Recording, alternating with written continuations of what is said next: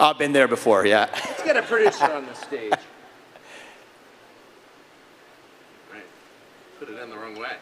You have to put the batteries in the correct way.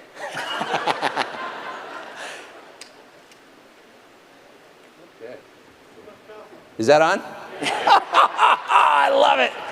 So Vivek is the only person running, I think, who hasn't practiced politics for a living. Correct. Yeah, I'm not a practitioner. No, you're not. You're not a practitioner. So it's interesting. So let me just start with a very quick overview. You've been traveling around the country for the past, 3 months, 4 months? Yeah, 4 months. How do you think the country's doing? I think the country is doing poorly, is the answer. I think that we have a void in our country. I'm the first millennial ever to run for US president as a Republican. And I see people my age in particular across this country who are not doing well because we're starved for purpose and meaning. The people are looking to be part of something bigger than ourselves, and yet we've lost the things that used to ground us. Faith, patriotism, hard work, family. These things are gone, and so we're lost in the wilderness, and then we latch on to whatever the other side serves up for us. You know, we could wokeism, transgenderism, climatism, whatever it is. These are symptoms, drug addiction, depression, suicide, you name it. These are symptoms of a deeper void of purpose and meaning in our country.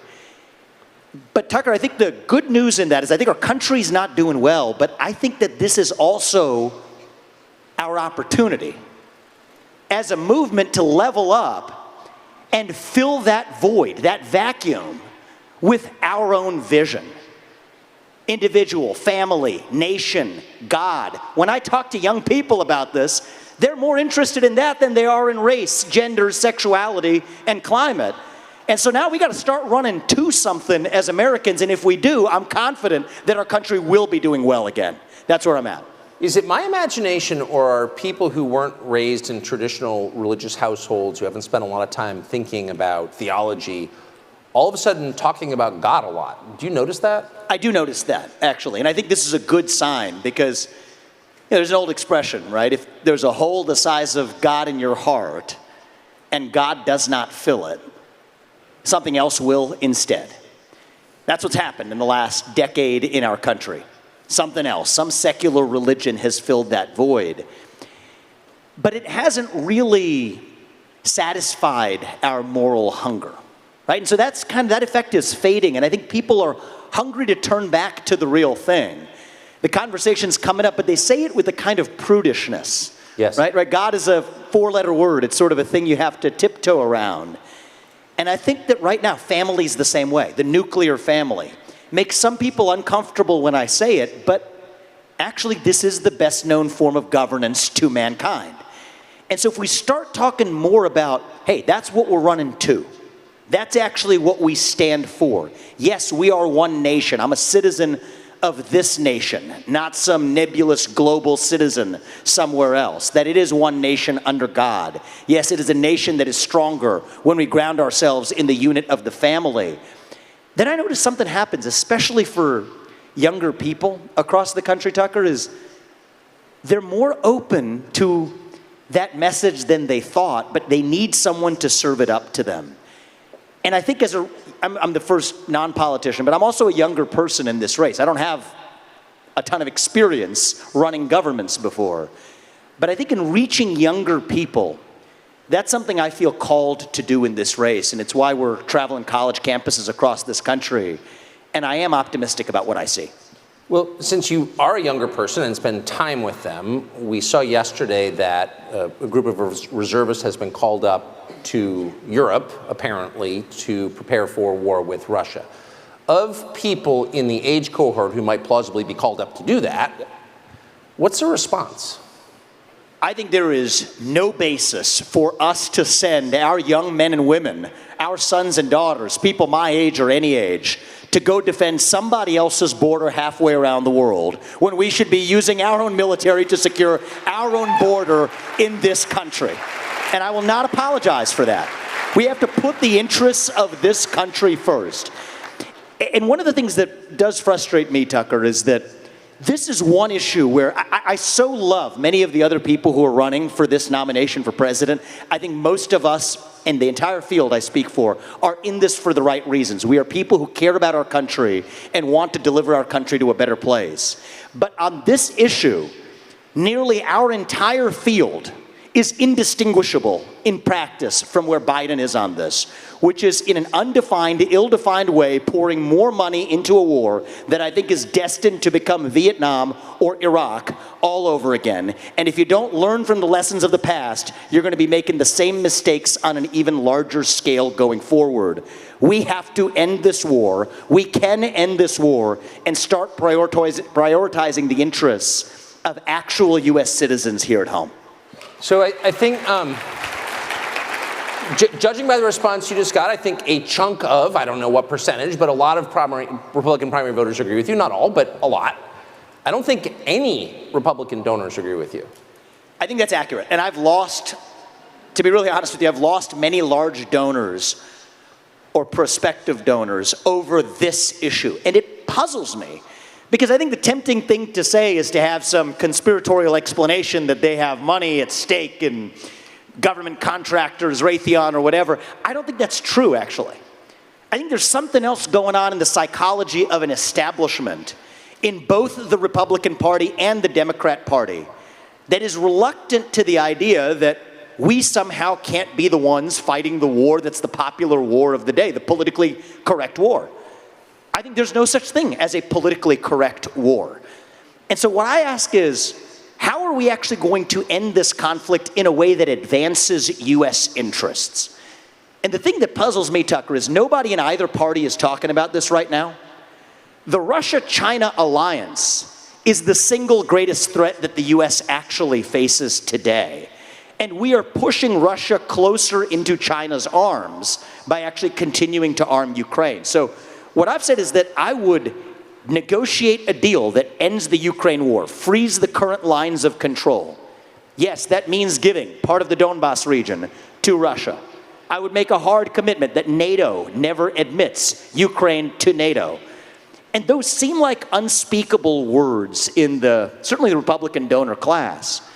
But we get something greater in return, which is that Putin, in that case, would have to exit his military partnership with China and remove nuclear weapons from Kaliningrad, which border Poland, and get the Russian military out of Cuba and Venezuela and the West. And this is a deal that Putin should do because he ends up winning. He gets things that he doesn't have today. But it secures American interests, too. And I do think in a weird way, it does take an outsider to get that job done. Because if you want someone to fix a problem, you don't turn over the keys to somebody who actually broke the thing in the first place. If you want to fix it, maybe have somebody who didn't break it in the first place, and that's part of why I'm in this race as an outsider. Okay, well, since you're getting radical now, let's go through a list of all the other things you're not allowed to say. So you've just said, you know, you're not attacking anybody, but this doesn't seem to be helping us. In fact, it seems to be creating an alliance that we can't beat, and really, it's pretty scary. So let's just go through the list. Another thing you can't say is that maybe January 6th, while appalling on one level, maybe it was not an insurrection. So let me talk about, I haven't talked about this much in the campaign. I'll be very honest with you. You want to know what caused January 6th? There's such a temptation to say that there's one man whose name is unspeakable. We can't. No, first of all, it's QAnon. It's QAnon. It's QAnon. You want to know what caused January 6th? Is pervasive censorship in this country in the lead up to January 6th. You tell people in this country they cannot speak, that is when they scream.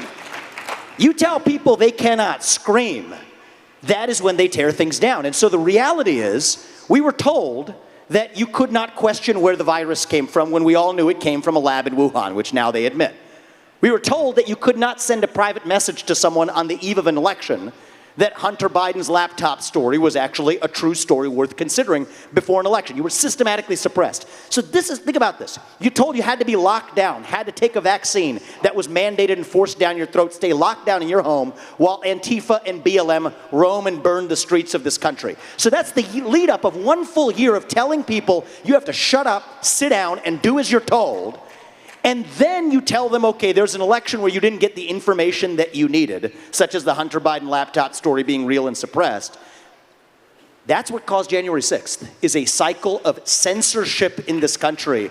And until we look ourselves in the mirror and admit truth on that, we will not move forward as a country. And I think that's the real cause. And we're not, and I'm sorry to say this, Tucker, but I think until we reckon with that reality, I worry that that is the beginning of, it's a friendly parley compared to what's to come, unless we step up and speak truth, restore integrity, and actually lead us to who we are as a people, rather than sweeping the truth under the rug.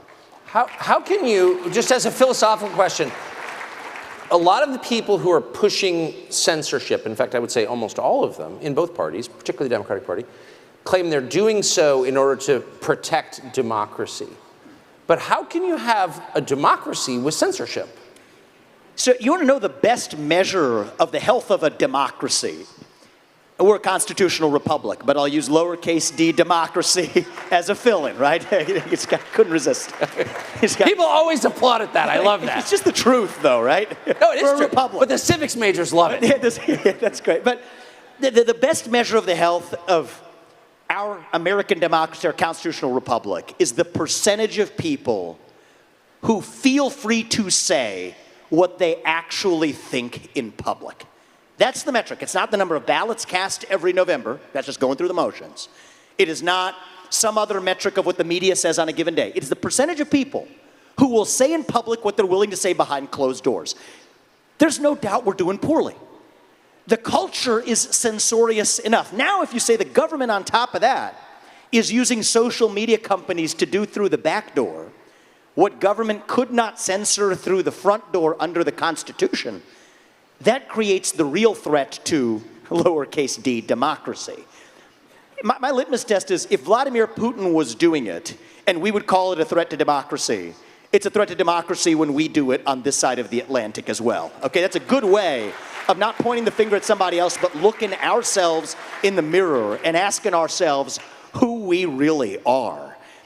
And this is personal for me. I'm a Republican candidate for US president. It feels still new to say that. Not a politician by nature, but I bring that fact up, now as of very recently, certainly polling reasonably well in the recent polls. And I bring that up because against that backdrop, Microsoft owned LinkedIn censored my social media account. They locked my account, said I can't get in to make statements that are factually grounded statements about climate change, about Biden's relationship with China, about the ESG movement's perpetuation of a climate cult in this country, all grounded in fact, saying that it violates their policies for hate speech, misinformation. And I'm not making this one up, they said violence in the email. And so in my case, look, I was able to publicize that. They were then claimed it was an error, restored the account, typical operating procedure. But it's that culture of censorship in our country that I think we also, I'm trying to do my part, where I was in Ottumwa, eastern Iowa, earlier this week. Smaller event than this, but we're on the stage talking. Somebody walks in. She's screaming at the top of her lungs. At first I thought, usually if they're screaming, sometimes they're in favor of what you're saying, so I said, thank you. But I realized that actually, no, she... When she bit you? You realized? she came... So she was out of control, okay? Yeah. I know her. I ran into her at Dulles Airport last week. Yeah. We've all seen a version of her, but the truth is, so security was escorting her out, and it felt wrong to me, right? Because she came here to make a point. She was totally wild in the way she was making it, but I'm watching her walk out the door. She's at the back of the room now, and I said, this doesn't feel right. Right, because as I said earlier, you tell people they can't speak, that's when they scream. You tell people they can't scream, and she was screaming. That's when they're going to go tear something down. So I said, no, bring her back. We gave her the mic. I said, I promise, you ask your question, but I promise I get to answer it in return. She agrees to that. It turns out she's a pro-choice advocate, a my body, my choice person. I was going to the state legislature on Tuesday morning. I think she must have known that. Came to this event to protest my being there. But I give her the mic. She's just talking for, 3, 4, 5 minutes. But by the end of it, it actually turns out, the story comes out that she's a single mother who did bring her daughter into the world.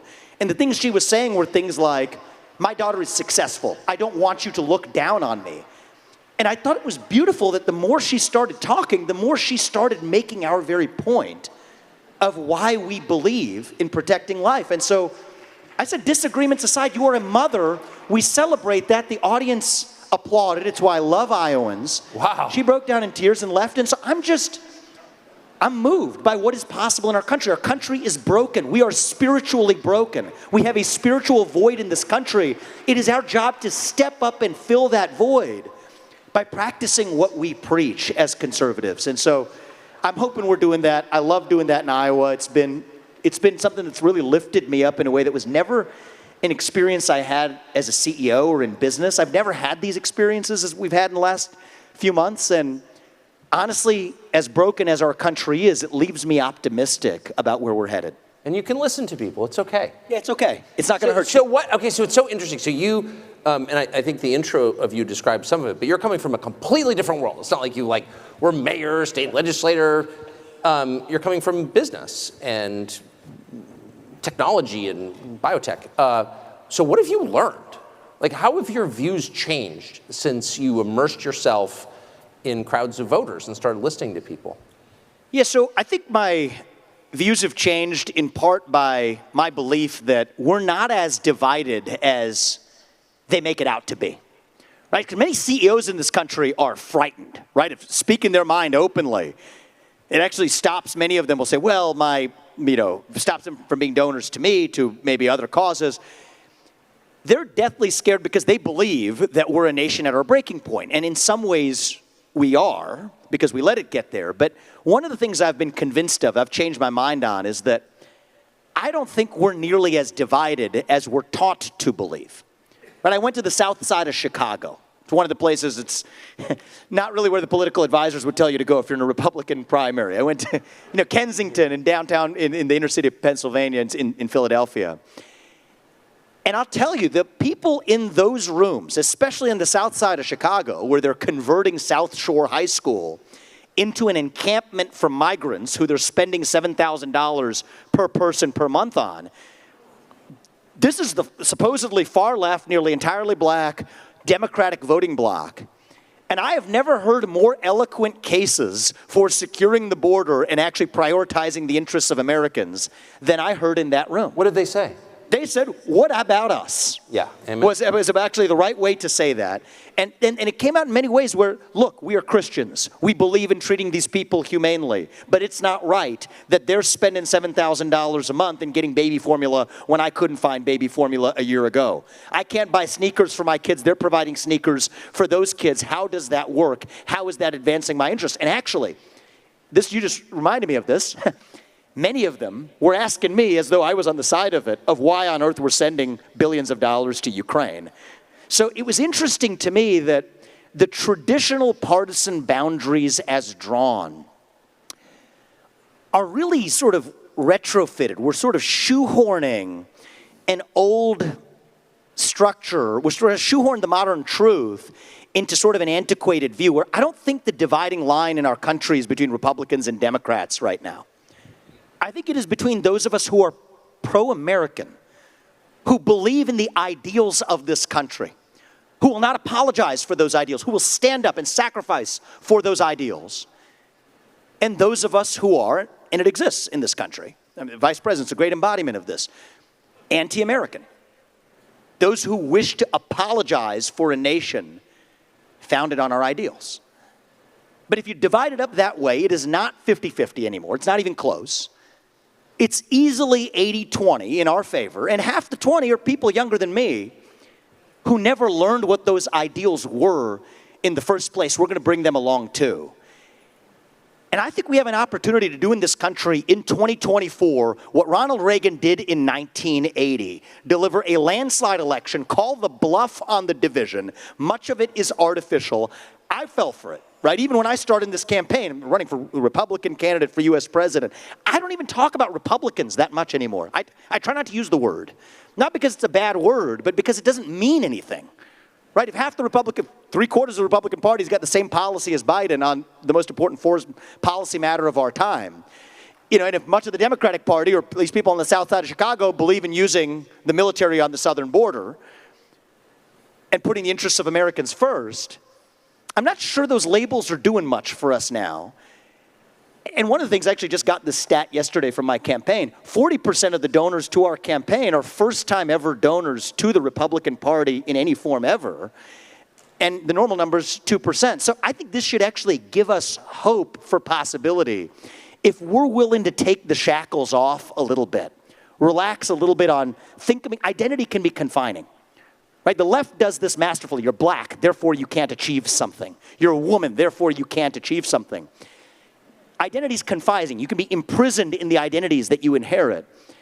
And I just want to be careful that we learn from the left, or learn including what not to do, to be confined and imprisoned by our own identity of what it means to be Republican. Let's just let that word go and instead ask the question of what it actually means to be an American today.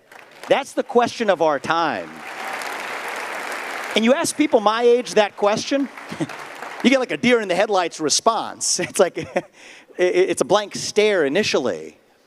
But on the other side of that is then an introspection to say, okay, there are certain ideals that we fought a revolution for in this country. Self-governance over aristocracy, sovereignty as a nation, free speech, meritocracy. That you get ahead in this country, not on the color of your skin, but on the content of your character and contributions. That's what it means to be an American. That's what we're running to. And honest to God, Tucker, I think that if we do this right, if we actually prioritize our vision, what we stand for, I think it's going to be a landslide election for I'm not going to say Republican candidate, a pro-American candidate in this race. It's just interesting because what you didn't mention, so I asked you, you've been traveling around the country. It sounds like you've really, you went to Kensington on the South Side. You've really kind of been to the span of the country. I watch media coverage, and everything's about race. And America is divided by race. That's America's original sin. It's the thing that cleaves us as a country. You didn't mention that. So why do they keep telling me that? They blow what I call woke smoke to deflect accountability for their own failure, actually. So what do you think affirmative action has done for black people in this country? Nothing. What do you think? It's been negative. It's created racism that otherwise would not have existed. I've seen it. I have hired black executives at companies I have founded on merit. I could care less for the skin color. And then behind closed doors, people will say, well, that person got their job because of race, because they're jealous because they weren't good enough to get the job. But that is sad. It's unfair to everyone involved. They'll blow woke smoke. They'll say math is racist. When in fact, you know, what might be wrong is not teaching kids in the inner city for a year under COVID lockdowns how to do math. And then they're using this to cover up for that failure. I personally think that's actually what's going on in the U.S. military, too. Right? People wonder about where's this wokeness in the military coming from. I mean, our military has been disastrous in defining its purpose, how we're actually using the resources of a military to fight wars that we haven't actually shown great value from in the last 25 years. So let's just talk about systemic racism and white rage instead. It's a deflection mechanism. Companies do it, the military does it, schools do it, teachers' unions do it. It's irrelevant, and in fact, what would they ever do without those poor black kids who they could hold out as the sacrificial lambs for their own failures?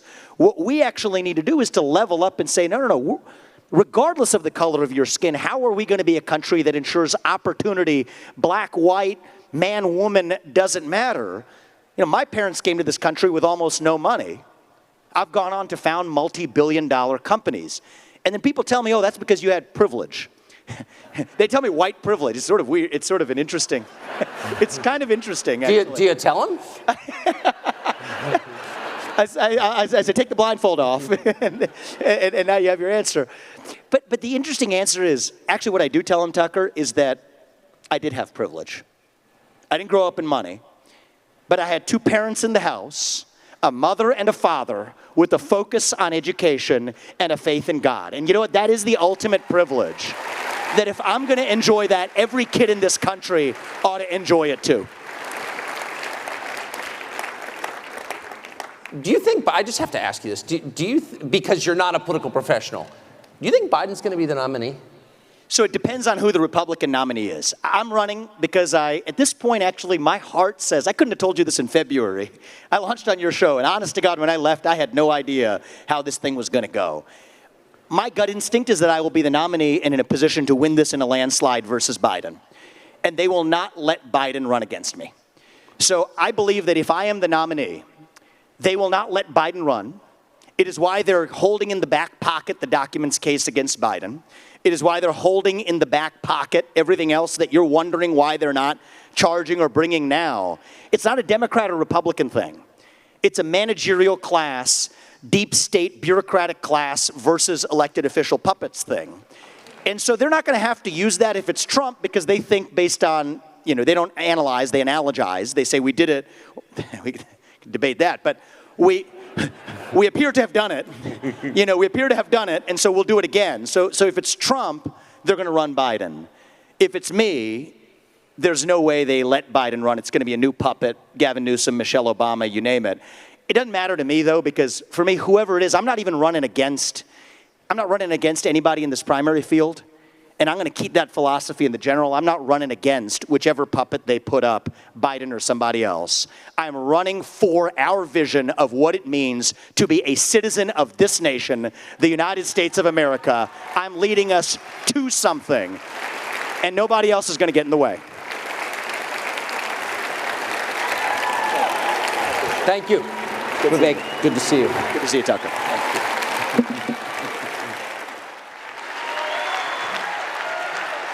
Have it, Vivek Ramaswamy, in an impressive performance. An impressive performance, I think, from Vivek Ramaswamy. Look, he's really good at this. He's a good guest on shows. He's a good public speaker. He's smart. He's bold with his ideas. And I think if you haven't seen Vivek in a political setting yet, you probably walk away from that pretty darn impressed. I mean, especially, looking at the rest of the field that we've seen today, I think he was the most impressive that we've seen so far, in my opinion. And, I mean, he hit some really important themes about going to something as opposed to just going against something. And I think his idea, that when he hit the idea of privilege, I thought it was really, really a powerful part of his presentation there. The idea that privilege does not come in the form of skin color, does not come in the form of money. It comes in the form of two parents who have faith in God. I thought that really connected. Delano, I saw you writing some notes during that section of the speech. What should be the role of race and privilege in this election? I mean, I think Vivek hit the nail on the head, and the way I say it often is that the most privileged people in this country are children being raised by two married biological parents in a loving, low-conflict home.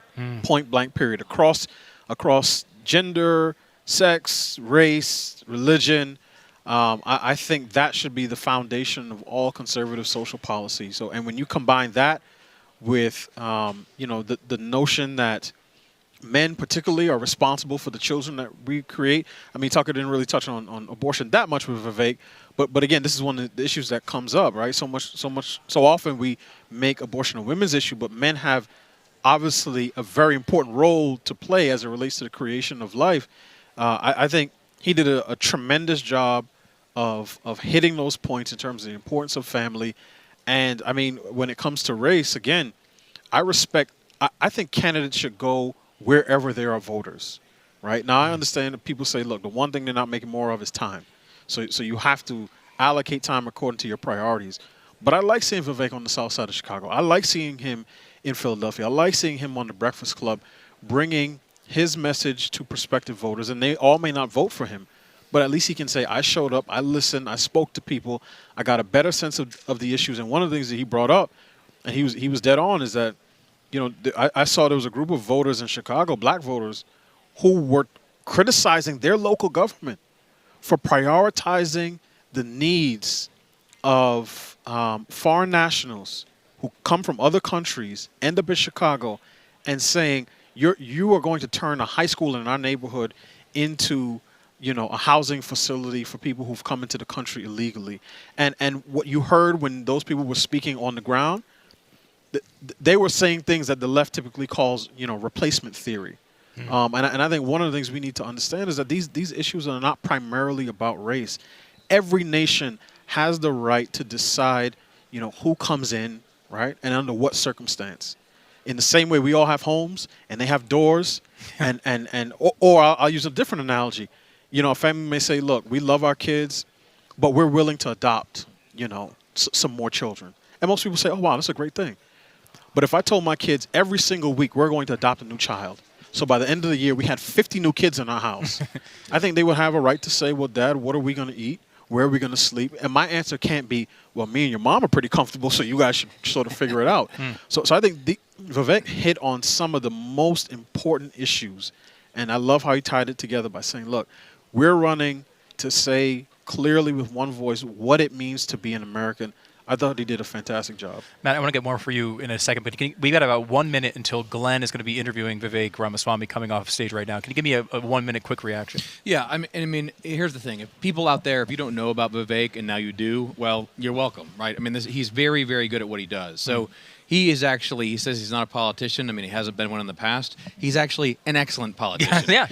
He is very good at getting along with people about behind the scenes. He's very good at raising money in coalitions, I believe.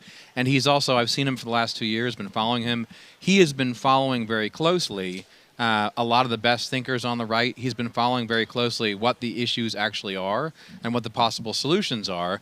And he's sort of like a sponge. He's able to, he grabs all that information and then he internalizes it. He understands it, unlike a lot of these older politicians. And then he goes out there and he does what you saw him do, which is just lay it out there in a very articulate, fresh, compelling way. Yeah, and it's interesting because a lot of politicians we see come seemingly with the desire for power and then look for an ideology. Yes. And that's the opposite of what Vivek has done. I mean, he wrote a book, he went into business, he did all these things beforehand, and has gotten into politics sort of as a second thing. It's like he may be ambitious, but good. Because he's ambitious for the right reasons and the right issues, and he sees what those issues are. I really loved when he talked about the spiritual. He uses the word spiritual. Yeah. People, even if they're not religious, understand that we're in some kind of spiritual conflict right now. And again, he's able to identify that that's needed, that a positive goal is needed. What are we fighting for? He sees all that. So it's all up in there. And it comes out in a very articulate way. And I think he's pushing all the other candidates to be better. And that's what I love about him in this cycle. He's pushing everyone else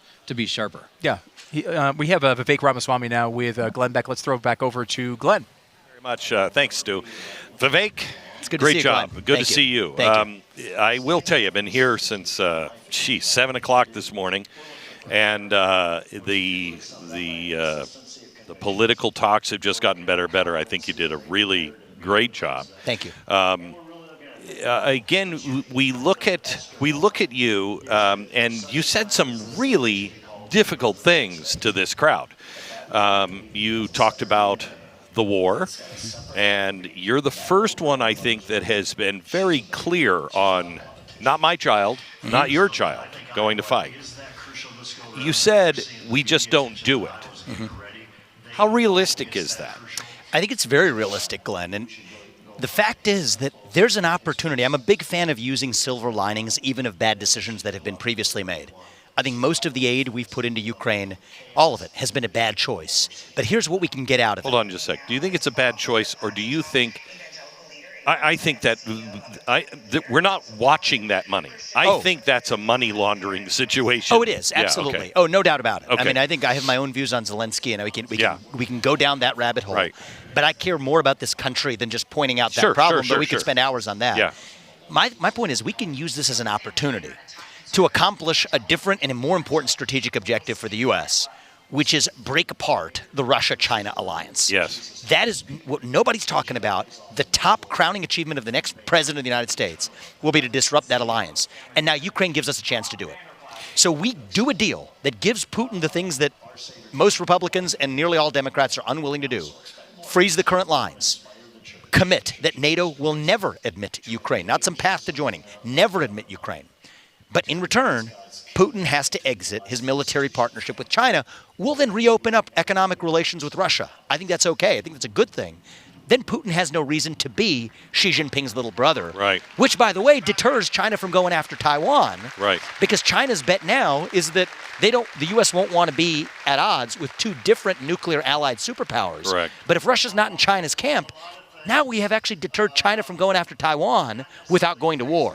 Think about just the expansive nature of a simple foreign policy vision that nobody in either party is talking about. That's what I think we should be talking about. You said today that on stage that you don't have a lot of experience. You don't have any experience running governments, et cetera, et cetera.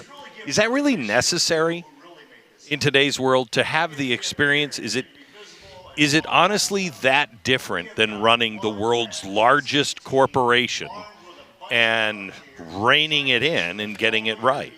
I think it is. I think the fact that it is different is a good thing.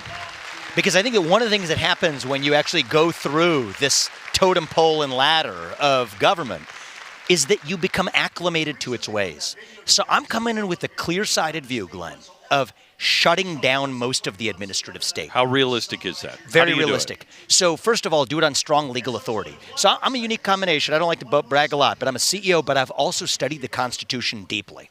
And the Supreme Court right now shares my view of the Constitution. The U.S. president already has statutory authority. The Presidential Reorganization Act of 1977 says you can shut down redundant agencies. Well, when I look at what the DEA does and what the U.S. Marshals do, there's my legal justification for shutting down the FBI without asking Congress for permission or forgiveness. Jeez. You know, Tucker, there's another justification, stimulating the economy, also in that same statute. The $80 billion spent in the U.S. Department of Education, you know what? That would stimulate the economy to give it back to the people. That's my legal justification. So I understand the legal footing. By the way, what stopped Trump? The civil service protections, they said. Correct. Well, guess what? Read the law. Civil service protections protect against the individual firings of employees for supposedly political reasons. They do not apply to mass layoffs. And mass layoffs are absolutely what I'm bringing to Washington, D.C. Would you lay it off, reform it, or close it down, these institutions? Many agencies, I would just shut down the agencies. There's a certain list of other agencies where we have 75% headcount reduction plans. Jeez. And then there are other agencies which we move out of Washington, D.C., make people move. Many of them will volunteer not to. We save on the severance costs. Who's your favorite president of the 20th century? Of the 20th century? Ronald Reagan. Ronald Reagan. Yeah, no doubt about it. You should read his favorite was Calvin Coolidge, and what Oh, you just good. suggested was Calvin Coolidge. This is vintage Coolidge. Coolidge is that's probably the only guy who was born on July 4th. Yeah. So he's a true American Yeah. independence birthday Yeah. man. That's part of why. When you heard Kamala Harris, and nobody's talked about this, and I believe, and I think you probably do too, the biggest issue of our day is very soon going to be artificial intelligence. It is. When you heard our vice president say, AI is a very fancy word. It's 2 letters for 2 words. And the thing she says afterwards is it's basically It's machine wrong. learning is wrong. Is wrong. Right? ML and AI. It's just let's put aside the technical Yeah, got it. features of one woman's cognitive Yeah. deficits, which would be too. She's a first grader. It's too small for us to waste Yeah. time even talking Right. about. Right. Yeah. When you think about AI, so I have a clear vision on this. I think that outright bans are dangerous because Yes. we will adopt constraints that China will not adopt. Correct. We've done that before. Gain-of-function research. Guess what happens? It comes Yeah. back and harms us. And we do it in Black Ops. And we do absolutely. And we funded that, by the way. Yep. So outright bans aren't the way to go. We don't have a ton of time, Glenn, but what I'll give you is the framework. And I'm the only candidate talking about this. Is we have to create a framework of strict liability for the developers of any AI protocol for the consequences, including unintended consequences, of developing that protocol. So that gets the government out of the way, and it forces a company to be able to internalize the risk-benefit on their own. Microsoft, Meta, they're dead set opposed to this, right? Because they're in a race to achieve what you try to do in the tech world, create a moat, invest heavily before others are able to catch up. But if they have to take into account and be liable for the unintended consequences of what they create, they will have to internalize that in what they do. And the second constraint is protecting children. Children, complete stop interface of AI's interface with children Thank in God. ways that are pragmatic. So Yep. that's a general framework for me for how to handle this. You are a former biotech CEO. When you look at the Department of Defense, the biggest benefactors of the budget from the Department of Defense, 5 out of the top 10 are big pharma. Amazing. Why is that? And why do you think that's dangerous? It's Or cronyism. do you? It's cronyism, absolutely. I mean, the merger of state power and private power, especially defense at that, to do through the back door what government couldn't do through the front door, this is crony capitalism at its worst. And so I think that big pharma is an industry, and I know this better than most, Glenn. I spent my entire career standing up to big pharma. It created a lot of inefficiencies that allowed me to build a successful company that called their bluff. But for our country, it is a tightly regulated industry, but it is also an industry that is run by government created monopoly. Yes. And that creates an industry that behaves like a government itself. So the first thing I would do is, let's say we roll back some of those cronyist privileges. Why are vaccine manufacturers specially exempt Correct. from liability when any other manufacturer bears Correct. product liability? That's just crony capitalism. And so I do think it takes somebody, whether it's on AI, whether it's on big pharma, that has some understanding of the actual substance, Correct. rather than taking it from an advisor managerial class, most Yeah. of whom are captured by professional lobbyists on behalf of, big pharma to BlackRock to Silicon Valley. They understand how to capture the managerial class, but they cannot capture a president who has a deep first personal understanding of the Constitution and of the issues, including as they relate to technology.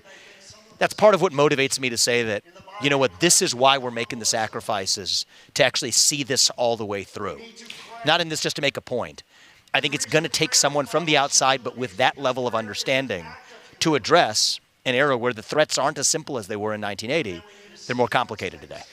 Were you at all concerned, or are you at all concerned, about the acceptance of a Hindu as the president of the United States? I say this Yeah, as a absolutely. member of the Church of Jesus Christ. Yeah. So that's not Christian enough for a lot of Christians. Have we passed that? I think it depends on the person, right? I mean, whether you're a Christian or whether you're a person of a different faith. I understand this is a nation founded on Judeo-Christian values. And Glenn, I think I can say this with deep, honest conviction here. I share those same Judeo-Christian values more so than even many self-professed Christians across the country. I agree with that. And I also think that because I'm such a staunch defender of those shared values, nobody's going to accuse me of being a Christian nationalist as I do it. So it's actually true, though, because people feel there's almost a compunction Right. that people Yeah. feel, right? So it almost puts me at greater liberty than a Mike Pence or somebody else who's going to be labeled and put into some retrofitted box. I'm making faith and family and individual hard work and nation. I'm making these values cool again for the next generation, actually. I think these are cool. Yeah. But my job is to actually reach that next generation with bringing those values and making them the values of progress for young people. And I think I can do that better because I'm younger, because my parents were immigrants to this country. No one's going to call me xenophobic or racist, not Yeah. as easily at least. And yes, part of it is, yes, I'm a person of faith, but not raised in a tradition Christian household. I do have the benefit of having read the Bible thoroughly. I went to Catholic high school. Yep, absolutely. And I never felt like I was reading the Bible for the first time. Yeah. And I think that a lot of these are deep-seated in the tradition that I was raised in. Sacrifice, duty, the idea The that God tru- put us here for a reason. The true principles of America, the true Yes. principles, not the flag, the true principles Yes. are Judeo-Christian. Yes, they and so are. if you know this, you know the principles of the gospel. And we share those values Yeah. in common. So I don't think that would be necessarily possible for an atheist, Glenn. I think that would be Yeah, that'd a be- difficult bridge, and right. and my answer to your question would be no. But for somebody who believes in a single God and that we are one nation under God and who is raised in a household deeply with those values, but still having some of the latitude to drive this change in our culture, I actually think I'm maybe best positioned to revive those Judeo-Christian shared values in our next generation.